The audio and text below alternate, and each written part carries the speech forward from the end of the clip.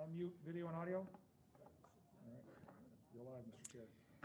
All right, it is 5 o'clock, so I will officially open up this this public hearing for the 2022-2023 FY23 Amherst School Budget Public Hearing.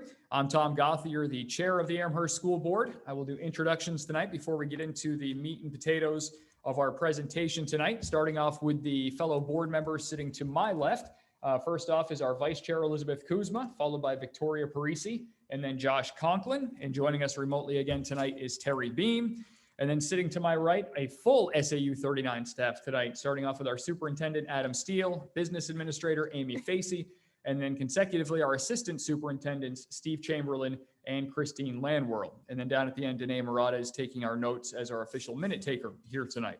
So the purpose of tonight's meeting is one of two that we'll have in the next month to go over the Amherst school budget, presenting it to the public for the first time tonight. And then a month from now, 4 weeks, I think it is, or 4 weeks and a day, we'll do our deliberative hearing, which will finalize the budget with what exactly you'll see on voting day on March 8th.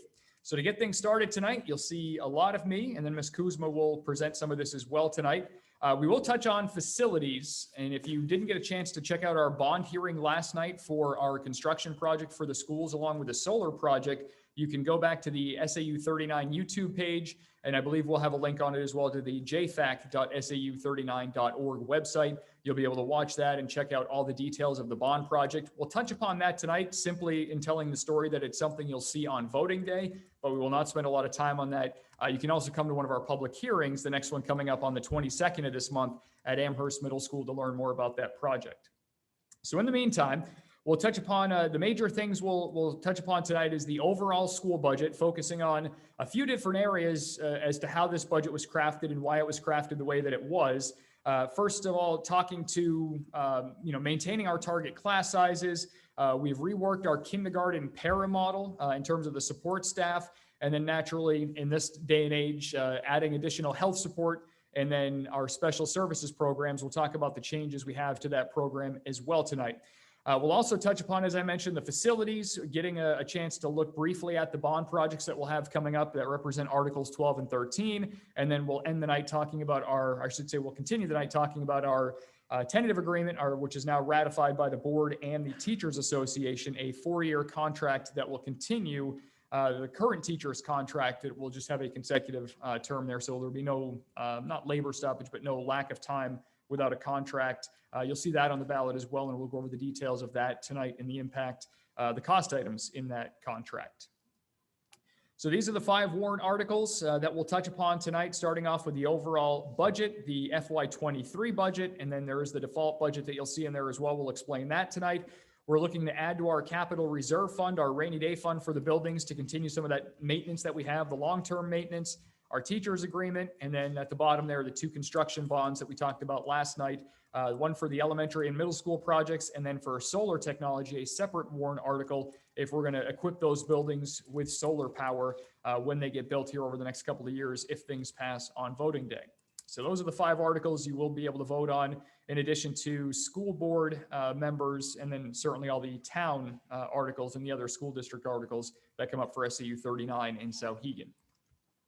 Starting off with our overall operating budget, we'll read through the article quickly. This is Article 14, and it says, shall the Amherst School District raise and appropriate as an operating budget, not including appropriations by special warrant articles and other appropriations voted separately, the amount set forth in the budget posted with the warrant or as amended by vote of the first session for the purposes set forth within, totaling $31,665,739.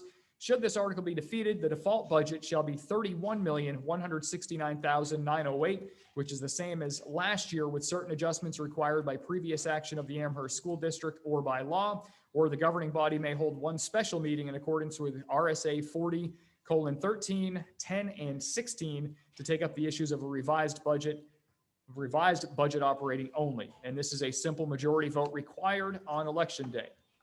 So what are the overall numbers for the proposed operating budget for next year? This is how it breaks down year over year. For the current year that we're in, it's $30,429,000 and change, and it will be a 4.1% increase, which just gets cut off there at the bottom. I apologize for that. Change of about 1.2 million. So the operating budget next year $31,665,739.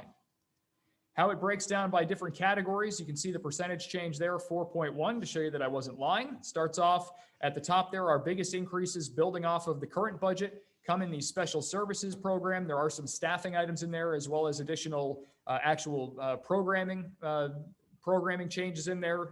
Amherst Middle School increases with the usual items like health insurance for staffing, furniture, and then equipment. You'll see the same type of thing in Clark Wilkins. And both schools will actually be operating with a new math program next year as well, which is part of their increased budget items. We also have, we've limited the new staffing in some areas, including the removal of a planned facilities technician. So that's why that increase is $44,000 right there. But we are seeing increased energy costs across the board and fuel costs as well. We've actually added some extra padding for heating fuels in all of the schools. And we've also had to increase our gas cap with our bus contract for Butler's Bus Company, because as we all know, gas is slightly more expensive than it was a year ago at this time. So a lot of those changes, that just highlights the major categories and where some of those changes came in. And again, it adds up to a 4.1% increase on the operating budget being proposed for FY23. This is how the budget breaks down in terms of the funds. And it is always a good reminder to know that the general fund, the one at the top here, this is the one that impacts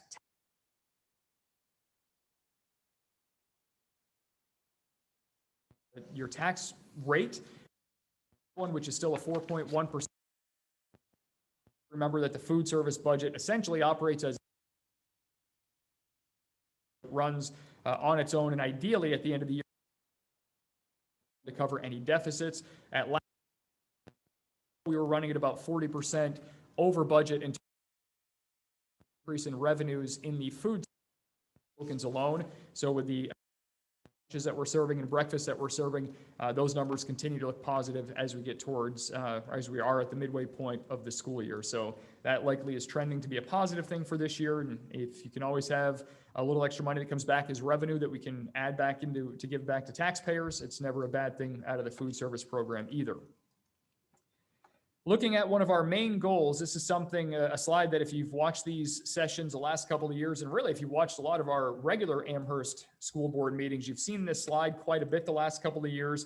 This focuses on one of the board's main goals in terms of getting class sizes that are at a respectable level. Many studies, we constantly reference the Tennessee STAR study, that classes that are smaller in size allow for more teacher engagement with individual students. Those students tend to do better. Some of these long-term studies have really shown that they do quite a bit better in testing and then certainly in their schoolwork as well. So that is one of the goals that the board has adopted, and they've really adopted it for the last 3 or 4 years now. And we continue to try to meet those ratios. Now, we aren't adding any regular general education teachers to the budget this year, but as you can see in that column on the far right-hand side, our ratio is still very good. We only have one class expected next year, one grade level that will be above our max goal, and that is second grade indicated in the red. We do have a couple in yellow that are above the actual target goal, that real hard goal that we have in the middle of the range. But they are above goal, but they're certainly below the max goal. And then we have a fair number of classes that are blue or green, which means that they're at or below our target ideal class size in the school. So we're not adding a teacher, but you can see why there's only that one class that's in red and it's barely over that red. But ideally, we'll still be able to provide enrichment for those students with our Wilkins interventionists that we have that will take care of some of the learning gaps that may happen in a class size that might be a touch bigger than what we ideally want. If we look at proposed staffing changes, we all know that this is where the bulk of our budget lies, is in the people that we have, and we certainly have great people. So it's great people and a lot of them in a school district of this size. So naturally, this is where the bulk of your budget's going to be, and this makes up quite a bit of our overall increase. You'll look at the top 3 positions are going to these special programs. I mentioned that at the beginning in the introduction.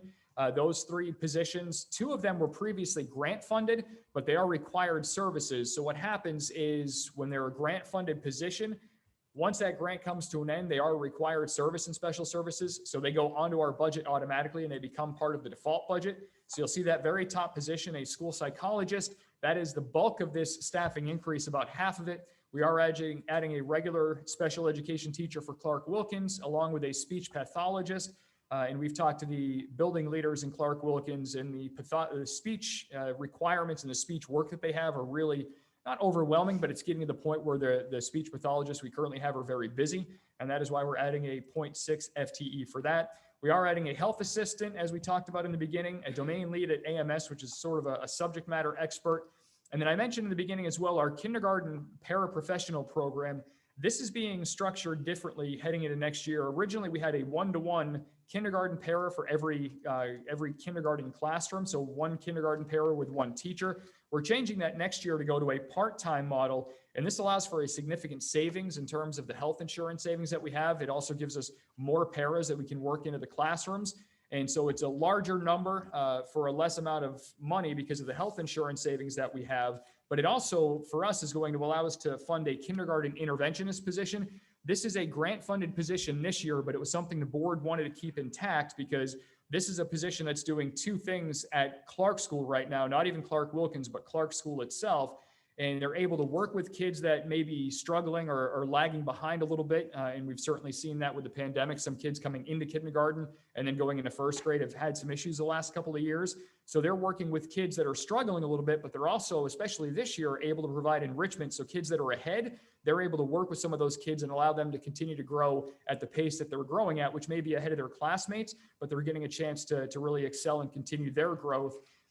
Whereas it's not always been the case in years past. So we're extremely happy to be able to have that position. And we're thankful for the administration for working with us to find a way to make that position stay, which is something I know that a lot of parents will be happy about, especially at that kindergarten level when kids are coming to school for the very first time. So with that, I will take a pause and I will turn it over to Ms. Kuzma, who will be able to take us through the default budget and how that process works compared to the proposed budget. Thank you, Mr. Gothier. I always get to talk about this every year because apparently I do it really well. The default budget calculation is a legally defined calculation as identified in RSA 40:13(9)(b). This calculation takes last year's approved budget as a starting point. From there, it removes any one-time expenditures,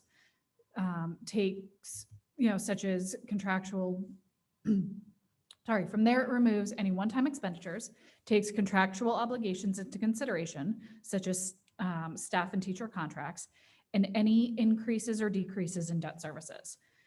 We need to remember, though, that although we are legally required to provide bus transportation, new litigation bars us from including any contractual increases in our bus contract in the default calculation. Keeping all of that in mind, we've removed $731,931 from the default for things such as one-time expenditures, a reduction in debt services, and the removal of last year's special warrant article. We have a 1.7% increase to the default because of special services, which includes the 2.5 special ed staff that Mr. Gothier mentioned earlier, a 0.86% increase in employee benefits, and a 0.45% increase in our portion to the SAU budget. The total increase in this year's default budget calculation compared to last year's approved budget is $240,044. Taking a deeper look at this slide, at the comparisons between this year's default calculation and the proposed budget, you'll see an increase in technology, which includes replacing devices at both Clark Wilkins and AMS that are more than 5 years old, as well as a one-to-one program for AMS, starting with AMS fifth graders. As part of this program, families will be asked to pay a technology fee, which will cover a warranty that will help cover the cost of damages and, or broken laptops for 4 years. This is a cost-effective option for taxpayers because without a one-to-one program, we're paying the cost of all repairs or replacements. We have broken furniture and equipment at all buildings that need to be replaced or repaired.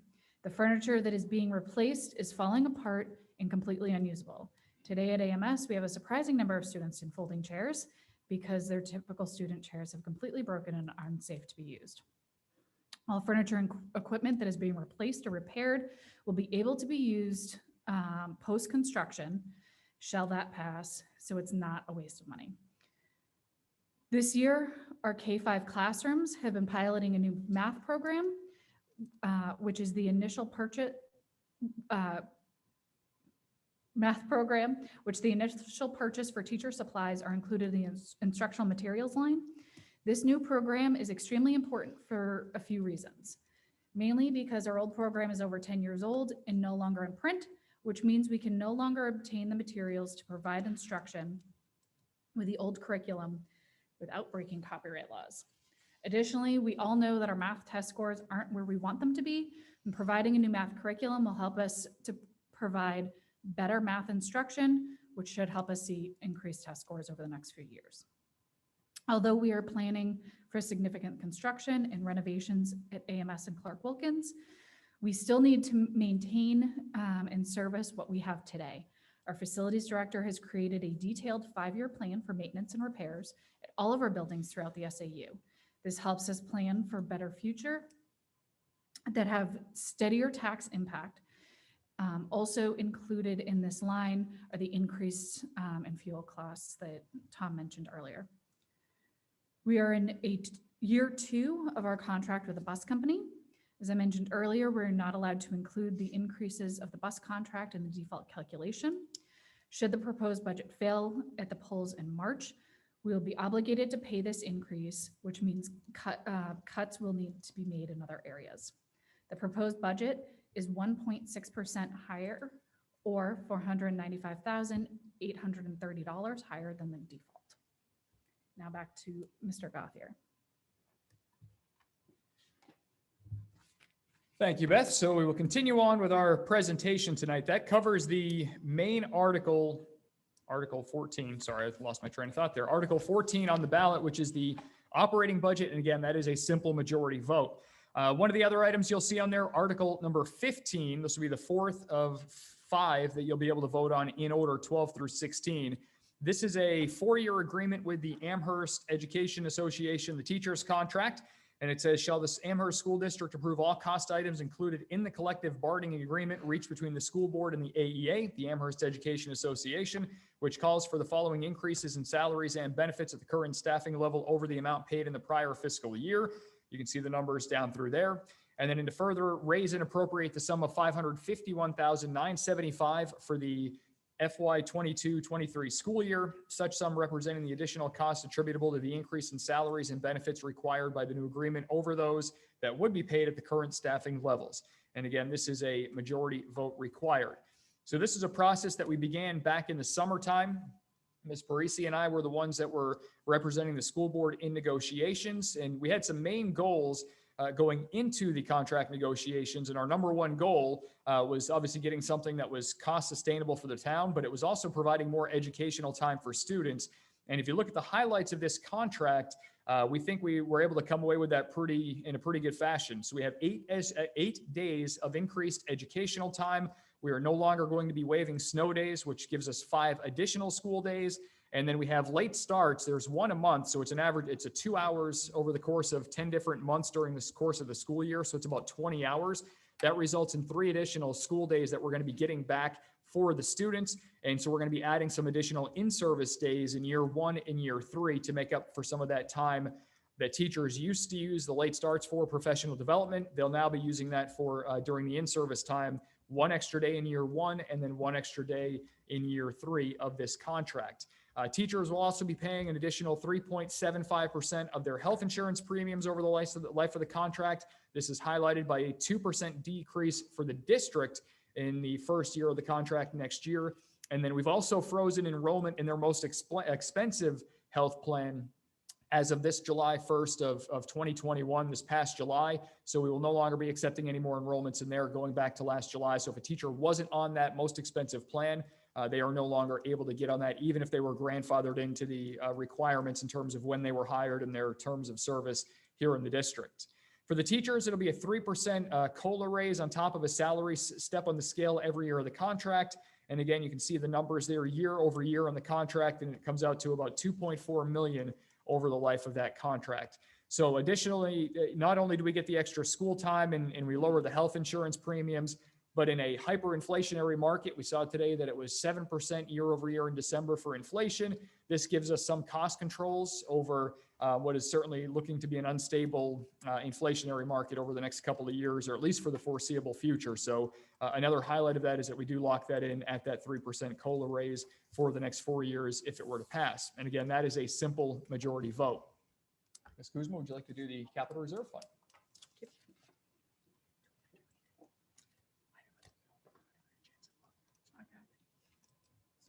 I have been. Okay.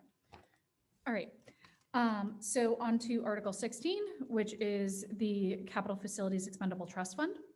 Shall the Amherst School District raise and appropriate the sum of up to $650,000 to be added to the Amherst School District Capital Facilities Repair, Maintenance, and Improvement Expendable Trust Fund for repairing, maintaining, and improving capital facilities previously established on March of 2003. This sum is to come from the June 30th, 2022 year-end unassigned fund balance surplus available for transfer on July 1st, 2022. No amount to be raised from new taxation. Majority vote required. 2 years ago, we began a many-year plan to address the growing expense of our capital needs projects. At the time, the board created a plan to build up the Capital Facilities Trust Fund in a way that had a steady and predictable impact to taxpayers.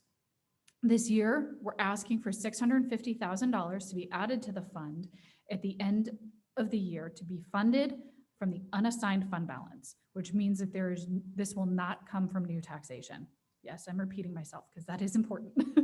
This fund is allowed to be used to provide capital facilities repairs, maintenance, and improvements to any of the Amherst School District buildings.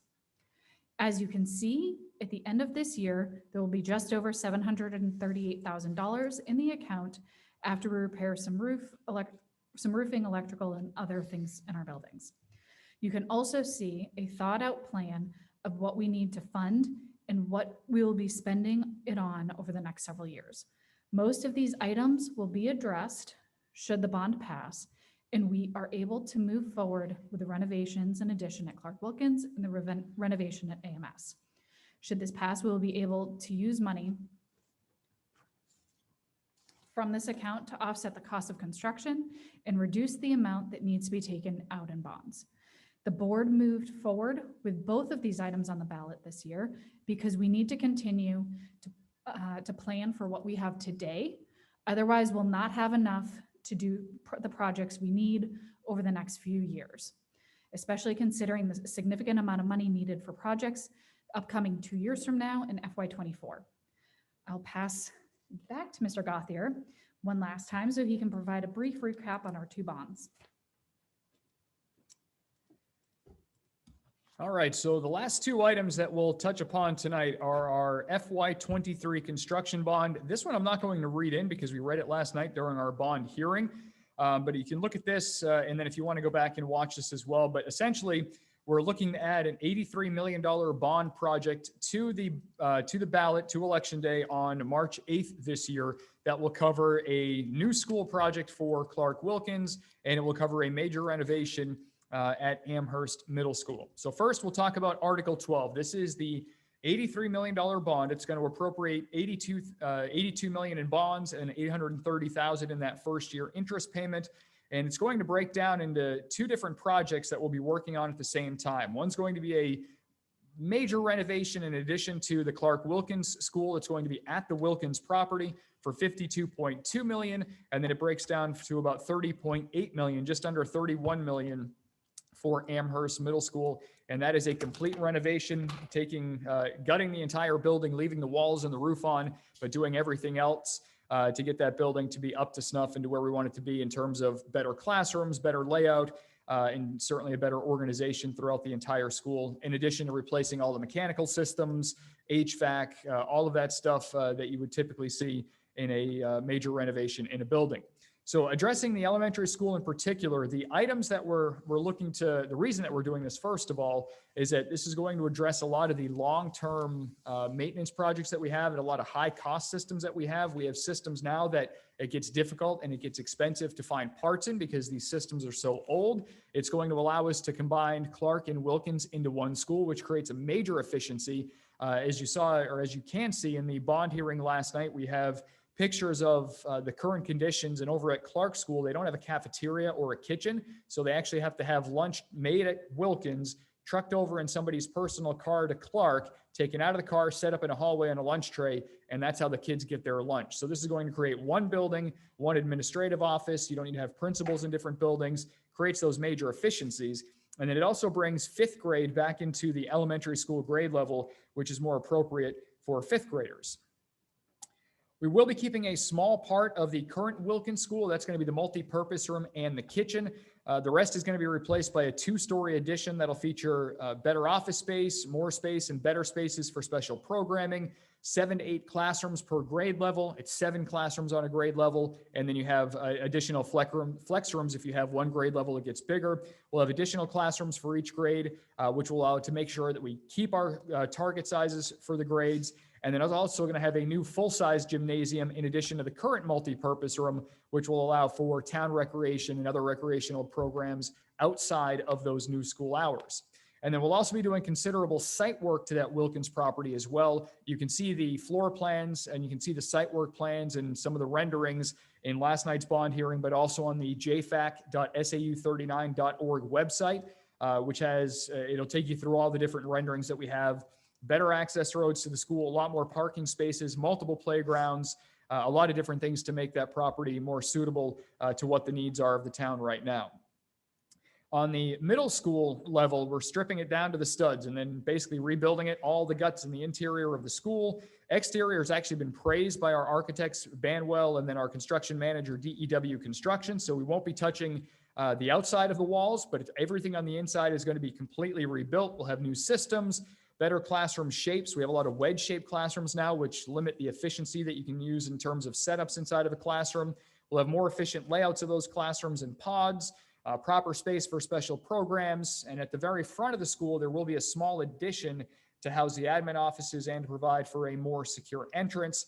There will also be substantial site work here to make the pickup and drop off sequencing more efficient and then safer for kids, parents, and buses.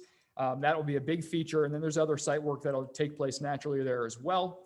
I will stress that there are multiple ways to get more information on it. Again, you can check out the bond hearing on the SAU 39 YouTube page from last night that has the full details. But on January 22nd, we have our next public forum.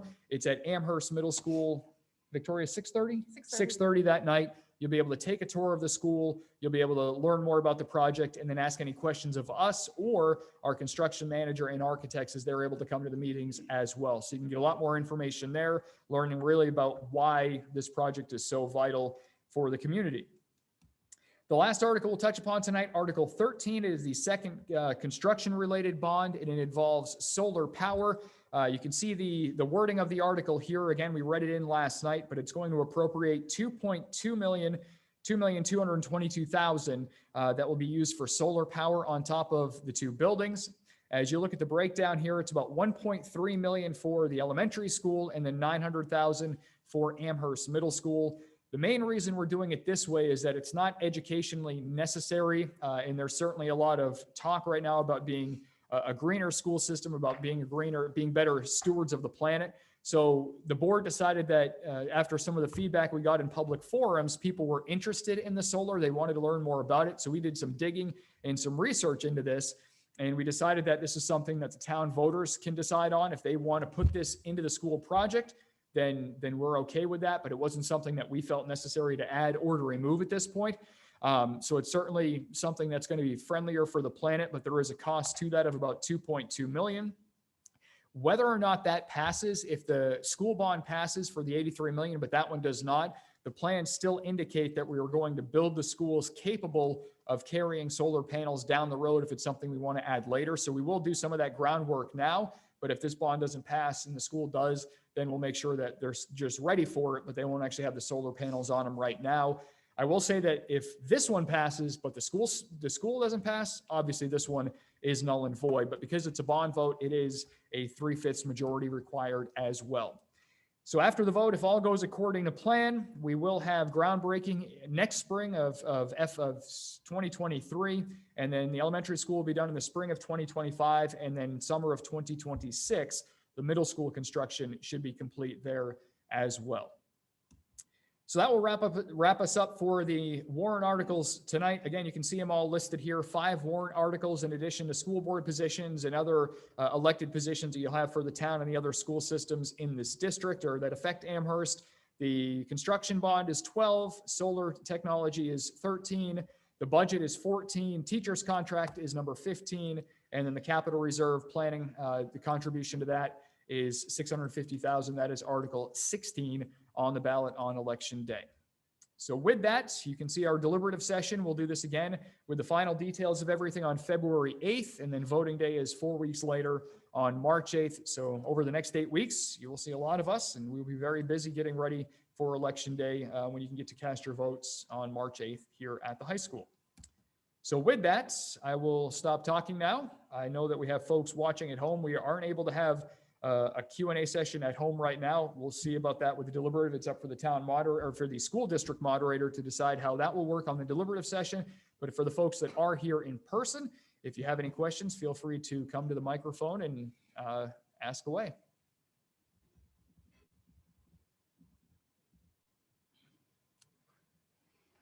Yes, sir, Mr. D'Angelo. Yes, John D'Angelo, Woodland Drive.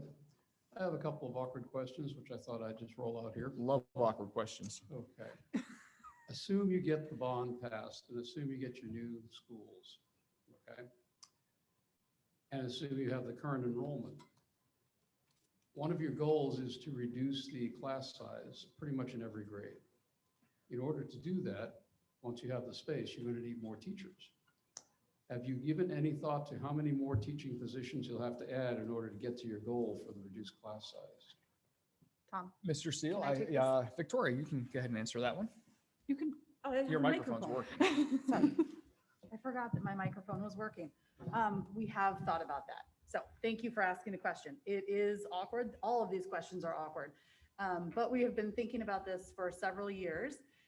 My previous role was the Ways and Means Chair. And as the Ways and Means Chair, we spoke about how many teachers were being added year over year in the last 3 years, let's say. Teachers have been added. Our class sizes that Tom went through are showing that we are reaching our targets. So we have prepared so that when we have this new building, we will not have to increase our staffing. Between now and our deliberative, our administrative team is coming up with a staffing plans that we'll be able to share more information with the public. Okay. I think it would be very wise for you to have that information available at the deliberative, just in case somebody asks a question and wants an actual specific answer. Absolutely. My other question relates to the teachers agreement that you've come up with. Sure. I don't want to be unkind, but this school board with different members, I agree, has a history of being taken to the cleaners by the teachers union. So I understand that you've identified several elements where they've made concessions to you. But the fact of the matter is you're starting from a base level agreement that's one of the highest in the state in terms of cost per teacher. So what, if anything, have you done to try and move that down towards something closer to the average as opposed to staying at the very top of the compensation for teachers? I have a second question, but let's answer the first one first. Okay, I think that when we went into the negotiations, we had goals that were part of that and getting more educational time. I think that the quality of our teachers is good, and I think that when you have good quality teachers, you naturally pay more for good workers in any business. That's typically the way that it works. So we know that we're at the top of the pay scale in this state. We think we're competitive with our competitive districts, and we also think that we're competitive with the neighboring districts. We're actually really not out of whack in terms of what they're paying as well. But with 8 extra days of school time, we certainly would expect some of the metrics that we use to judge where the students are. We expect to see that those would start to tick up as well as the students get more educational time. So I think there's no, silver bullet answer to your question, but I think those are the things that we were looking at. And I don't know that we were tremendously out of range with what we are competing with in the district, because in a lot of ways, hiring teachers, just like hiring regular workers, you do have competitions among other districts that you have to think about as part of that equation as well. But we certainly, we were focused on making sure that this was something sustainable for taxpayers as well. So I hope that answers your question without being too political of an answer, but I think it's an honest one. Well, I think the biggest concession, if you will, that you got was an additional 8 days of teaching time for no extra money. That, if you can figure out a way to metric that, would probably be a useful thing to present at the deliberative session. Well, and I think 8 extra days out of a 170-day school year, it's a 5% increase. So I think that that's our main focus now, is ensuring that the curriculum and the teachers are getting put to good use, and that the students are benefiting from that. And test scores aren't the end all be all, but it's certainly one metric that we'll be able to look at and make sure that it's working, so to speak. Okay. My last question relates to the cost of the teaching staff right now, at least the part that's covered by the collective bargaining agreement. There's a number of more detailed breakouts in your presentation, but there is nothing in there about here's what we're paying collectively for all of our teachers today, and here is the percentage increase we're talking about each of the next 4 years if this passes. So are we looking at a 4% increase per year, a 10% increase per year? I don't think it's that high. I don't think it's not 10. I think it's probably closer to the 4 to 5% when the steps are figured in, because every step is a little bit different, and it all depends on the number of teachers you have at each different step. So there's no hard line figure that's easy to figure out. But the 3% COLA, we know we're going up on that. And then the various steps, it changes the number because you have more teachers grouped in a certain area. So one year you might have, as an example, step 5, maybe $1,000 raise. It's a 1% increase. That will have more of an effect on the one teacher that's in step 17, that may be a 4% increase. So right. I understand you may not be able to forecast that with great detail, but you can at least estimate it. So my question really is, what percentage increase in the cost of the teaching staff by year is this contract going to do? Okay. And if you don't have it now, that's fine, but the deliberative session, you should be expecting some kind of a question like that. If not from me, then from someone. Okay, thank you. Thank you.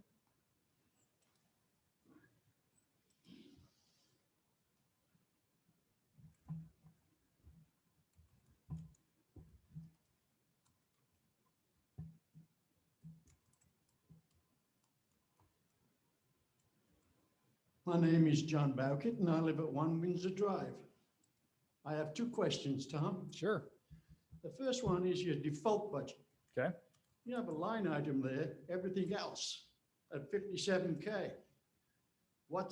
Can you define what other thing mean by else? Ms. Facey, can I turn to you for that question? In terms of what everything else what falls into that category?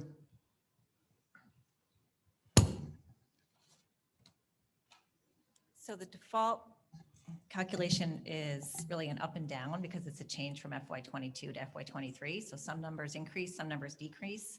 So that's the net decrease of a whole variety of items. To break that down. My question is what are the items? Yeah, so it's a whole series. I can certainly get that information and get that out to you, but it would take a little bit of time to find all those items. Well, I'm sure there's some major ones in that 57K. I think that's all you need to supply, Sure. as far as I'm concerned. Yep, can do that. I don't need it. I think the voters may want it. The second question, Tom, is any considerations being done to the Clark School if your budget does go through? Yes, we talked about that last night. You mean if the school project goes through, correct? Yes. Yes. So as of right now, for the next, until the project is complete, it'll be still used as a school because we'll need it for kindergartners and transition space and things like that. We talked about it last night, and then we've talked about it a lot. There's no definitive plan right now. It's going to require a lot of community feedback. We've done a lot of meetings with community groups that are interested in it, with people that live in the village. And we've started to formulate some plans, but until we get the school passed and we know when it's going to be available, then there's a lot of work to be done on that. It'll be used for something. We just don't know what it might be. It could be a variety of different options. Victoria, if I'm missing anything, feel free to step in, but it's a long-term plan down the road, but we want to make sure that it's used well, and we'll have to talk with a lot of different groups here in the town to make sure that we use it for what That it's best sounds a for. good answer, because you can't do anything really till you get your bond passed. Correct. But I think some of the voters are going to be asking the same question. I really think the options are endless, correct, Victoria? Correct. The options are endless. That being said, the Joint Facilities Advisory Committee did have a Clark School Exploration Subcommittee who held meetings in the springtime. And during those meetings, we talked about some different categories where the future may lead us to. Could lead us to a town-owned type of property. It could lead us to a park. We could look at sale in some way. And we have been in touch with different town commissions and boards to make sure that everybody is on the same page and understanding what the future could hold for the Clark School. Okay. Thank you. Thank you. Do we have anybody else that would like to ask a question tonight? Okay, seeing none, I will take a motion to close our public hearing tonight from the board. I have a motion from Ms. Kuzma and a second. I have a second from Ms. Parisi. All in favor? Four of us in favor of ending the public hearing. So I will close it at 5:40 tonight. I will add that we have a regular school board meeting that'll take place now with our normal business. It'll be up in the Learning Commons in the usual room here at the high school. So we will take our time to get up there, but we will start that meeting probably somewhere closer to 6 o'clock by the time we make that transition. So everybody watching at home tonight, I thank you for watching. If you are here in person, you're more than welcome to come up and attend our regular meeting as well. But for now, we will adjourn this public hearing and we will reconvene for our regular school board meeting coming up in about 20 minutes. We'll call it 6 o'clock. We'll start that. And then a reminder that we have our deliberative session 1 month, 4 weeks or so from yesterday. It'll be February 8th, 7 o'clock right here in this theater at Sauhegan High School.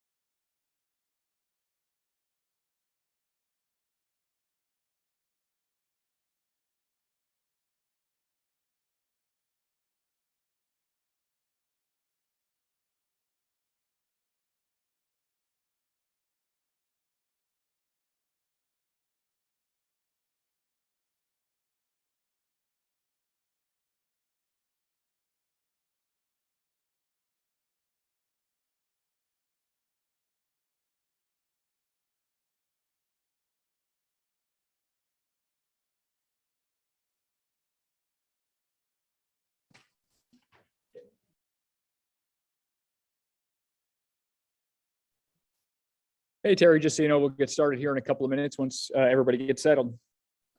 Oh, that's fine. Whatever. Thank you.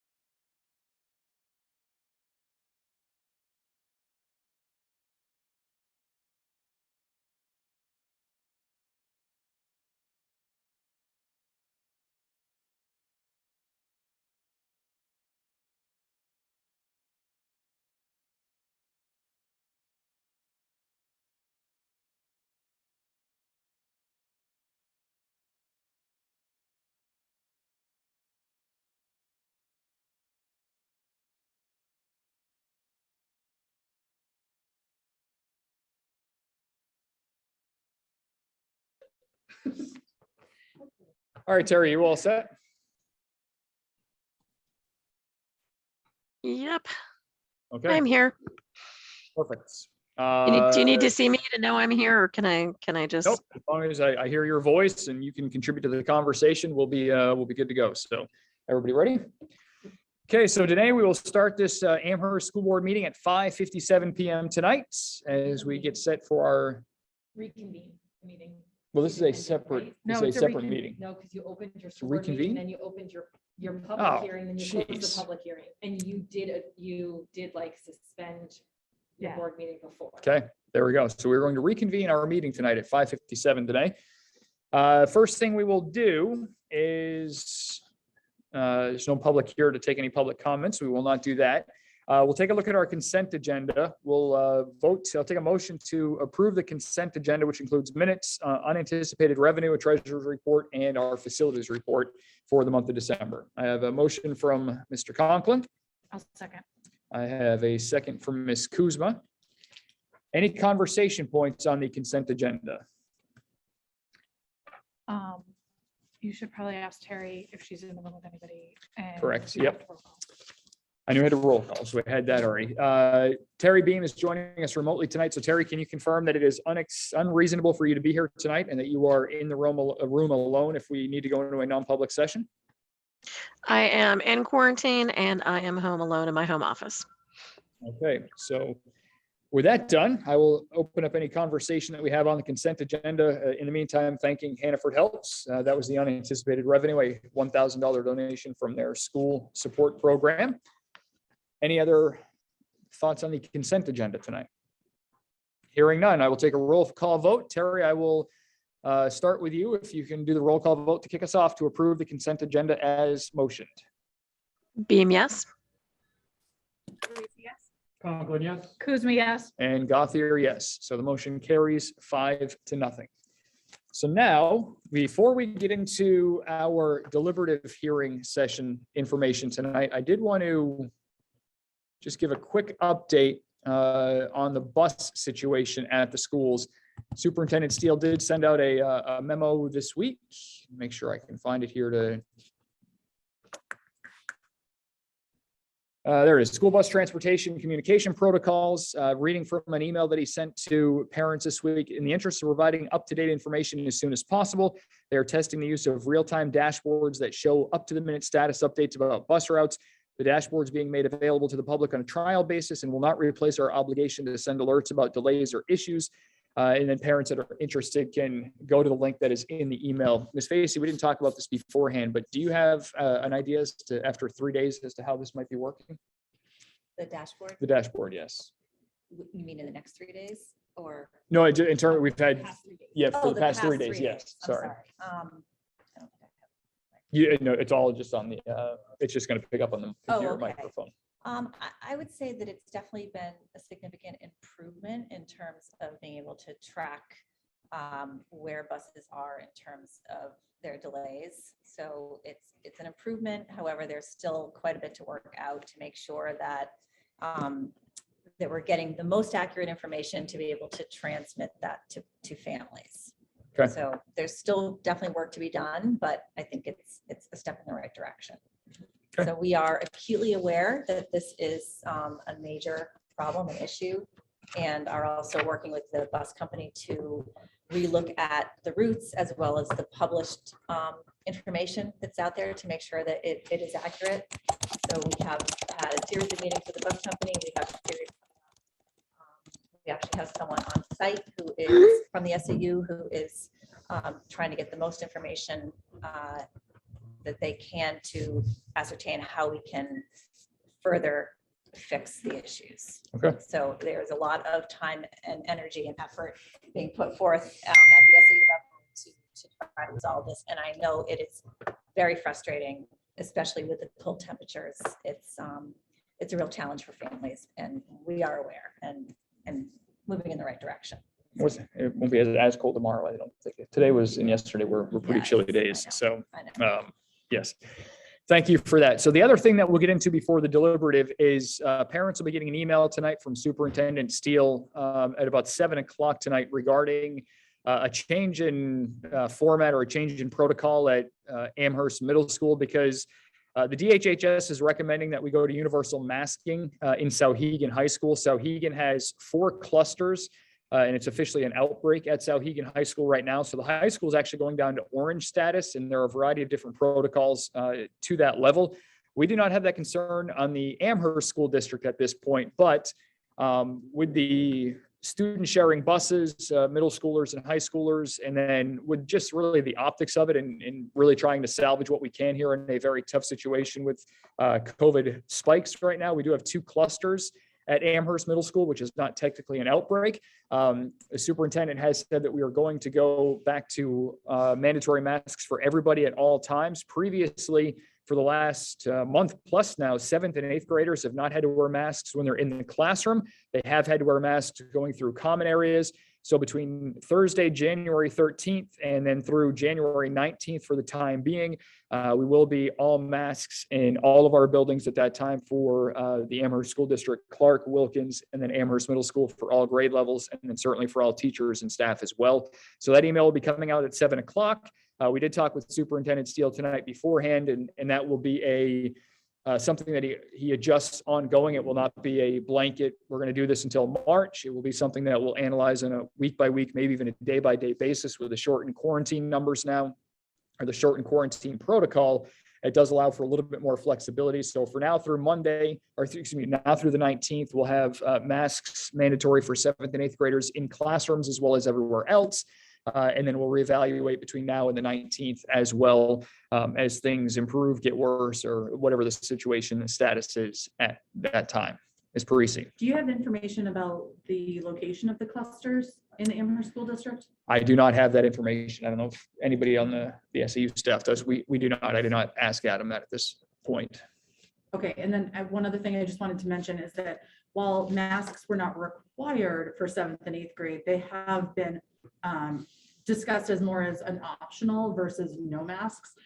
So for anyone who is watching from home, I do want people to understand that it's more of a choice than a blanket statement that there are no masks that are in those Eh, classrooms. And I hope that, I know my terminology may not have been clear with that, but that has been the stance that we've had entirely all along. You can wear a mask at any point when you're through the day, any type of mask that you want to wear.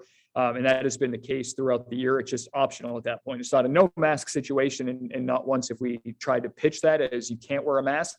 It was just if you were in a classroom as a 7th or 8th grader, you had the option of wearing that. And the same in the high school, actually, right up until this outbreak that they have right now. So once this passes, I would imagine that things will go back to a different status level, but masks will at some point hopefully be optional again here soon. But for right now, they are mandatory at every grade level. So if there wasn't any confusion on that, it's certainly just a mistake on my part for using the terminology loosely as opposed to not banning them, but just not making them mandatory. So. Clusters from the 8th grade team, one each on 8th grade team. Okay. Thank you. So they're 8th grade clusters, Terry, if you couldn't hear that, and folks that were, we are limited a little bit by technology tonight with a lot going on between the meetings and the public hearing and everything. So this is why we are recording on one computer. So if we fade in and out, we do apologize in the quality of the recording right there. So with that, we will now move on to our main topic of the night, planning for our deliberative session. We just had our public hearing, which I believe is going to be part of this same recording. So you will have had a chance to watch the public hearing and then watch this meeting after the fact as well. So I will open it up to the board for any comments. We do have to move those warrant articles onto the actual, move them onto the deliberative hearing. So we'll do that in a little bit. But first, we'll get some overall high-level thoughts. Terry, I'll start with you. Did you have any comments or any suggestions that you wanted to bring forward? Any notes that you wanted to bring forward for deliberative session as we get ready for that? I think that y'all did a great job. And I think that just following up on any of the questions that we did receive from the audience tonight would probably be a great idea. Okay, thank you. We've actually done that quite a bit already. Live action answers with Adam and Amy. So it's been very helpful. So yeah, I think otherwise, we certainly had discussed it beforehand and y'all hit all the main points that we wanted to highlight. So well done. We'll just go around the horn and make it more efficient. Victoria, do you have thoughts that you want to share? Items that we need to focus on for deliberative? I mean, this is my first time sitting here as a board member to discuss this. I would assume that the deliberative, we go through everything that we have just gone through here at the public hearing. I think we did a wonderful job breaking up the information. And I think one of our hurdle that I see will be taking all of the information and condensing it in enough time while also giving enough information. So I would expect us to have to cut out certain bits in the deliberative, which is going to raise the amount of questions that we receive. I actually don't know that we were 40 minutes tonight was the entire length of the whole meeting. So I don't know that we really need to shorten it much beyond what we did. We're 7 to 8 and there's nothing after us. So if we had to go a little long, I think we'd have that flexibility where there's certain things that you are concerned that we're going to remove, because I think as it is, it's fairly pared down. And if anything, may have to expand on certain parts with the actual, information about the schools at that point, even though I think if we left what we have in there tonight, we can maybe add a few talking points to it, but still encourage people to go to public hearings. So but anyway, I'm digressing. That's, I guess, what my concern is that when I think of the bond hearing and then I think of our budget hearing, if you add all of those times together, it seems like it's going to be long. So I think, Correct. but asking for $83 million for a school facility project is too important to only have a few slides on our deliberative. I think we're going to need to beef it up a little bit. So that's My preference is actually to repeat what we did last night, pretty darn close. Deliberative, I know it's going to be a long deliberative, but it's all really important. And like you said, if we don't include something, it's just going to take up more time asking the questions. So bringing it forward to begin with is probably the better way to go. I would actually rather see us spend the time. There's always a lot more attendance at deliberative, so the information reaches more people. So having more information is actually better, in my preference. Well, and I think if we do that, we're shortening the presentation for the budget portion as well. We're taking out those slides out of there. We can just strictly focus on budget, default, and then the CRF and the teachers agreement. And then we can go into the bond and maybe save that for the last portion of it. So rattle through those first 4 things and then do the building one after. So is the formula for the night, is it we do all of the presenting and then we have all of the questions? or it is not. So we go. Is it warrant each article? It's, each warrant article gets done separately. Oh, good. So, and Nate will actually do them in order of how they appear on the ballot. Oh, So perfect. we don't. Glad you really- remember this. We don't really have a say in how it's run. Perfect. But yeah, so we will do the bond first and we present, then we hear questions from the public, time to answer. And then the vote to move it onto the warrant article or onto the ballot. And then we do the solar and then the same thing. So it will be an hour at least before we hit the budget. So I'm good with we'll plan to do the full bond presentation, and then we'll remove these slides from the public hearing presentation for any facility stuff. We'll just reference, in order of appearance through there. Yeah, we will have information regarding the staffing plan for the deliberative. That was brought up tonight, but that was already something that was in the pipeline. So we'll have some information about that to include. And I can take care, like I am fine with owning whatever slides need to be added for that. And do we want to include that as part of the actual bond? Because it's not, I think It's needs to probably be better as touched part of the upon budget, because yeah. People do, it can probably be touched upon in both places because it does. well, we're not going to be mentioning facilities as part of the I think it public should be hearing. mentioned So as part of the class bond. sizes. And when we talk about class sizes and we talk about wanting to lower our class sizes, I think it's important for us to be able to share with the community that we have almost hit this point where our class sizes are the right size. Yeah. Now we just need the facilities to be able to put these kids in those types of rooms. Yep. And put We've everything else. talked about this from the beginning, that it's not necessarily just because you have 9 classrooms available, you're not going to hire 9 teachers. And we've talked about with some of the other support positions, maybe you don't need a math interventionist if you have smaller class sizes where teachers teaching math can have more time with individual students. That has been kind of the philosophy we've been operating on to begin with anyway. It's not just strictly more classrooms, you need to fill them with more teachers and students, so. Right. So let's make that part of the main part of the bond presentation. We can highlight it in there when you talk about the class sizes. And then when I do class sizes in the budget part of it, I can just mention, we mentioned before that, we haven't, our class size targets are close to where we want them. So even though we have, it doesn't mean that we're going to be seeing a huge increase of general education teachers in the next few years, even if we get a new school. So Yeah. and now, because we something- don't have the space, but in the future, because we don't necessarily have the demand, with sizes being pretty moderate right now. Yeah, and something that's important to note is that in the history of Amherst school buildings, we have a history of building a building and then within 5 to 10 years needing a few more classrooms. So what we're doing now is actually building in those classrooms Yep. so that we don't need more classrooms in 5 years. But we're not going crazy either. Exactly, and that's why we have gone from, last year's numbers to this year's numbers. Right sizing the building and right sizing the amount of classes and the class sizes. Thoughts, Josh? So I had the note on the staffing question, which we just talked about. I assume that part of that staffing plan is going to talk about the potential efficiencies that we can create by moving to one building and all of a sudden not needing, front door people and nurses in both places and the driving them back and forth and all like that. So I think as we talk about, our staffing, that is one thing to touch on. And another point is, of course, we can come up with a plan. We may not be the board in 5 years. And so that we can't make promises for what a future board will do or will not do, but that we are not in a place, we're in a good place with our goals. And so as this board sees it, those goals are close to being met. And this school will allow us that if the population grows, that they can continue to be met and we won't be crunched for space and all of a sudden forced into a situation where we're back where we were, or where we were, and currently are with things like music and technology being on carts and all the part of that presentation. I did have the question about how we're combining presentations. I think it sounds like we are not totally combining, like we'll do the bond and then we'll get to the other stuff.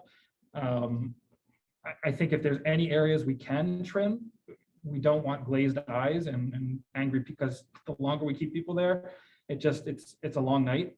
So if there's any place we can find, I don't know that there is, but I think as we maybe add stuff in, we may need to trim a little bit just in terms of our talking points or our notes, or be as efficient as we can.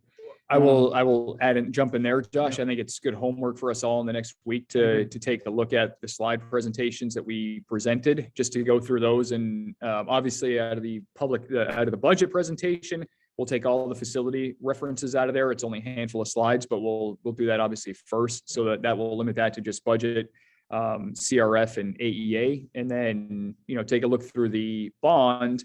Now that we've done it, I'm sure that you and I both saw some redundancies that we could probably remove out of there, but just send over your thoughts, and that way we can work to get those taken out and to streamline that process as well.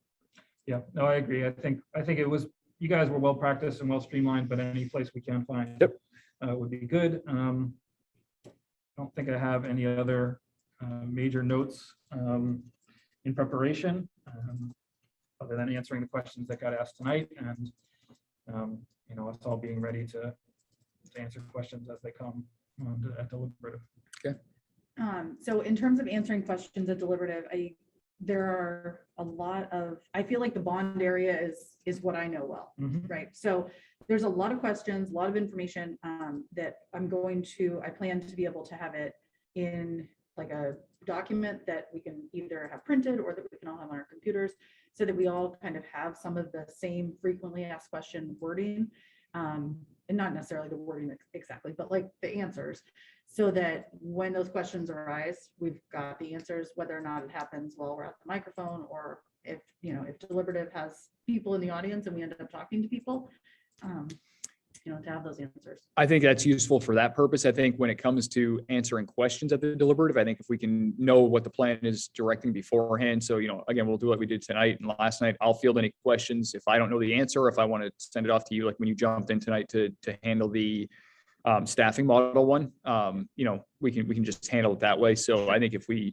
not that we're not experts on everything, actually rephrase it, I'm definitely not an expert on everything. Not that we don't have our strong points, but I think if we try to stick to that, I think it'll be more efficient for the meeting, and it will, it'll just be a better presentation, I think, overall. I don't think that meeting should be like this, where we're all chiming in with our various thoughts. I think or yelling at people in the audience. Me neither. I don't think it should be that. Right. So yeah, I think I think if we all are sort of agreed, I think at this point on how we feel about these various things. So I think you are the experts on the JFAC side, and you all have expertise on the budget. So, but I think one answer is going to generally suffice. You have something, Christine?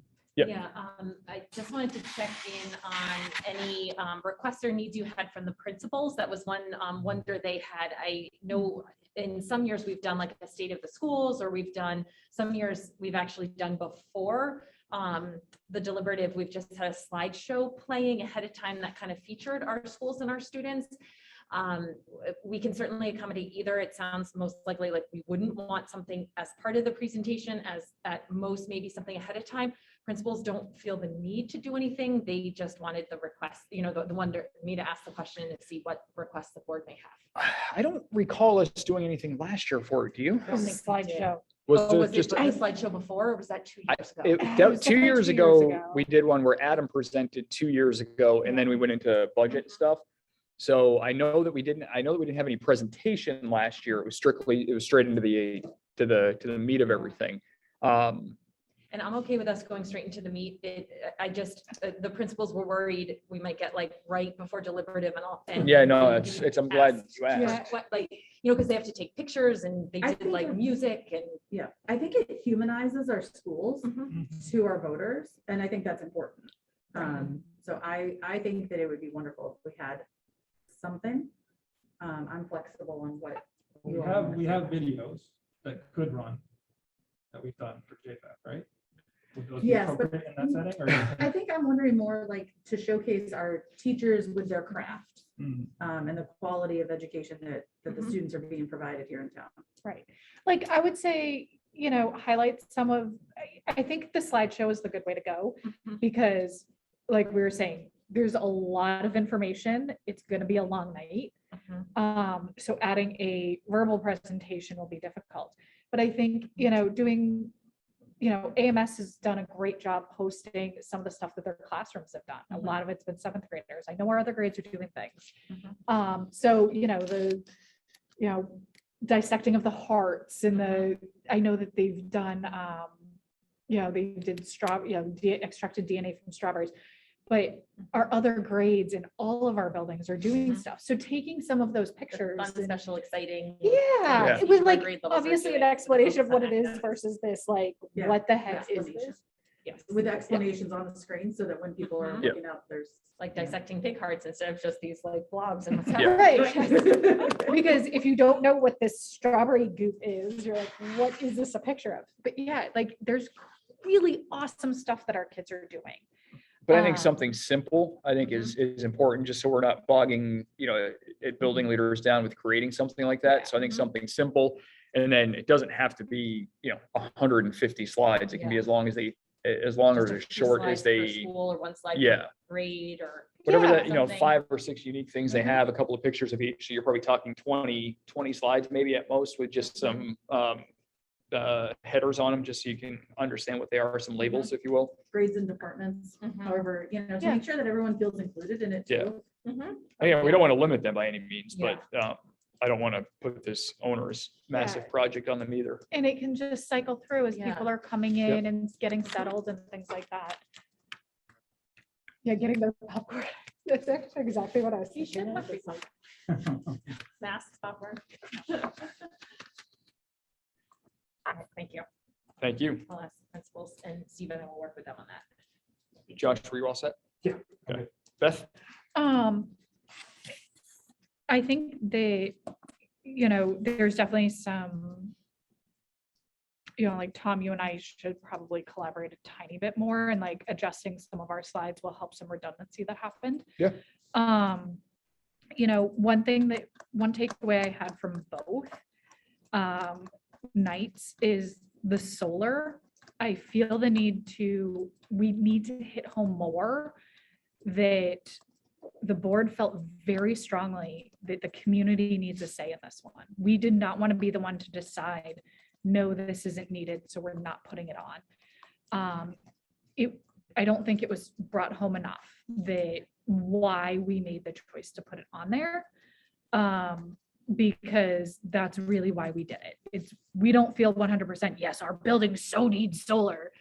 It's our community should have a say in what happens with the solar. We shouldn't be the end all be all of what happens with it. Can I jump in on that real quick? Yeah. So the other point about the solar that I think we really need to drive home is that the building that we are proposing is meat and potatoes. It is not a wish list. If we were creating a wish Yes. list, we would have solar on it, but we don't. And so we have pulled everything out that we do not need. And therefore the solar is on its own. Right. I will say that while we find it clear, because we've done this 30 times now, when I spoke to one of the gentlemen that was in the audience last night, he wanted to emphasize that making sure it's clear that this is a separate thing, that these are two divided articles and you can have one without the other, which I feel like we're doing clearly, but I think just emphasizing that this is one article, this is another article, because that was just one thing that he mentioned, that it was, for whatever reason. Maybe just the wording, like. Maybe making just the sure way that we have talk a about it. simple sentence that explains it or something. I think also because of how deliberative happens. Yeah. When we do It's gonna it, have we that do natural boom, It's gonna boom, have a boom. natural Yeah. break, so it doesn't feel like one presentation. Right. Yeah, that's probably true. So I think that will help, but I also think one simple sentence of, remember that the solar cannot happen without the building, but the Right. building can happen without the solar. Right, there you go. But other than that, there's minor, I just have some minor tweaks on the slides, that, for coherency might be. Let's compile those, and if it's a Yeah. public hearing one, do you mind if we send those to you, Amy, to send you over all of our slide? Yeah. So maybe if, what is Yeah. today, Wednesday? So maybe by the end of the day next Wednesday, Terry, if you can have any slide recommendation changes, have those sent over to me for the budget slides. And then deliberative slides, is that same deadline good for you, Victoria, for the bond hearing slides, Terry, if you want to have those sent over to Victoria by Wednesday? This will give us 3 weeks to, really a couple of weeks to pare them down before we start getting ready for the actual deliberative. So if we can all focus on doing that, and that way it gives Amy plenty of time And then certainly be as specific as you can so that it makes it easy for her or Victoria to make those changes. So, If there's any additional, like if there's a staffing slide, like if we can just make sure we get that separately so we can make sure we're looking at that. Yeah, Yep. so just so you know, in terms of timing, I don't expect to see that back as soon as next week, just so you guys. that's fine. It's just as long as we get you the changes that we think should be made so that the rest of the presentation can be done, you can always do a one-off slide a day or two beforehand and Absolutely. knowing that it needs to go in there, but so long as that's the only thing that you have to put in there at that point. So, and that works for you, Amy, as well. Yeah. The other thing I was thinking is that it would probably behoove us for Amy and I to connect regarding what the slides look like. Yeah. So that the whole thing just kind of looks a little more Yeah. cohesive since it's on Yeah. the same night. Yeah. Make sure we have the same template.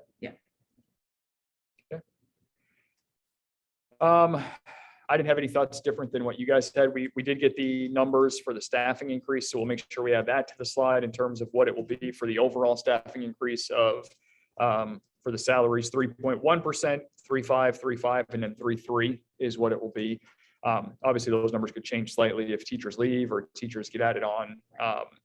And more than likely, it'll be in our favor in terms of a younger teacher, a newer teacher coming on that's lower on the salary scale, maybe perhaps if a teacher retires or something. But we certainly don't know retirement plans for that fourth year of the contract just yet. So, and I say our favor, meaning just in terms of budgetary up or down. So, so we'll know more about that as we get along. But those are the numbers that Adam had for us in there tonight. So I think the point you made, Tom, too, about the fact that we're increasing our school year by 5% or something like that. I would explicitly mention that as you talk about it, because it makes it clear, like, oh yeah, that's a pretty significant jump. Yep. I'm gonna send that over to Amy right now, because I think that should be on the slide too. Yeah, it should.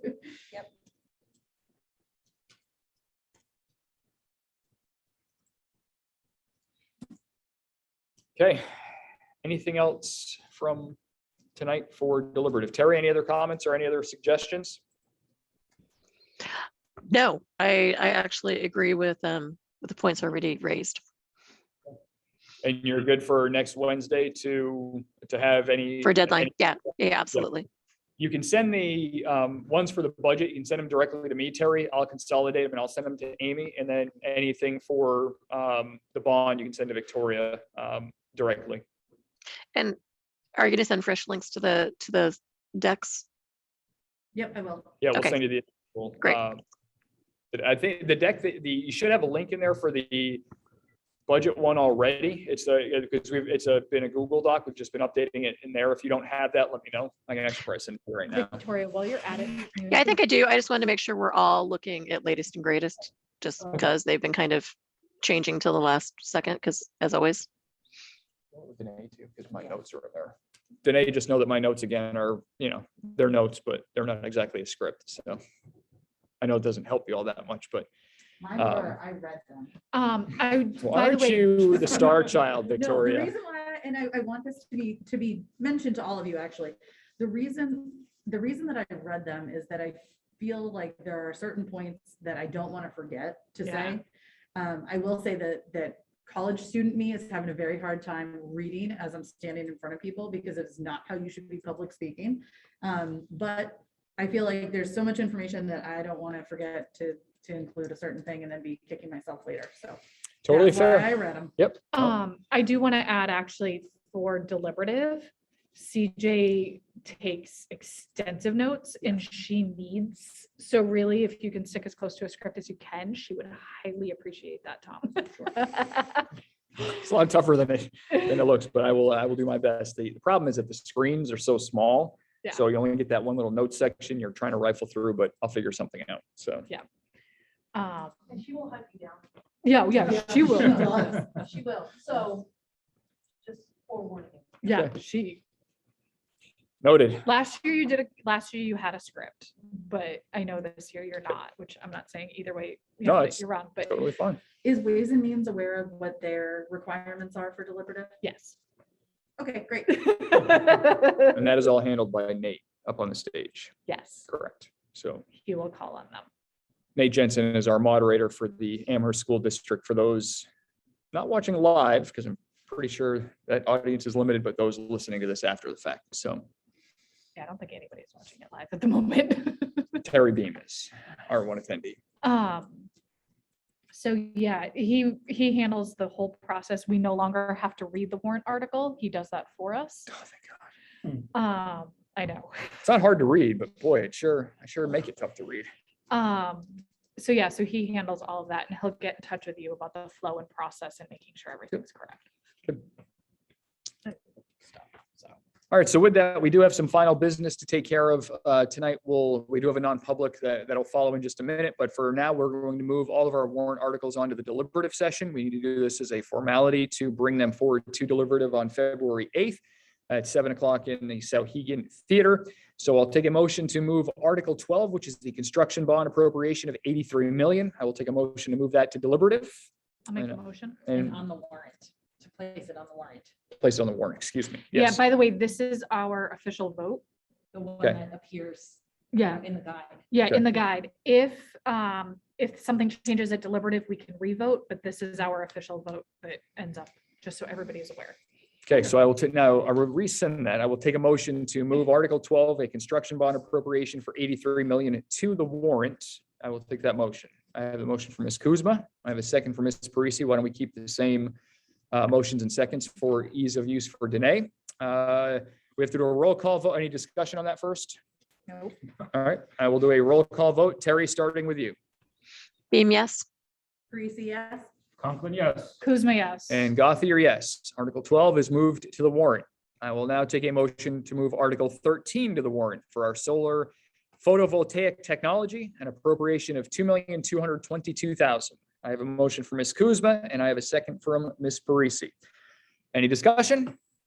Hearing none, we'll take a roll call vote, starting with Ms. Beam. Beam, yes. Parisi, yes.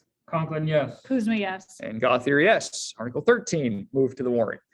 I will now take a motion to move Article 14, our budget and our default, to the warrant. The budget is the proposed budget, $31,665,739, and our default of $31,169,908.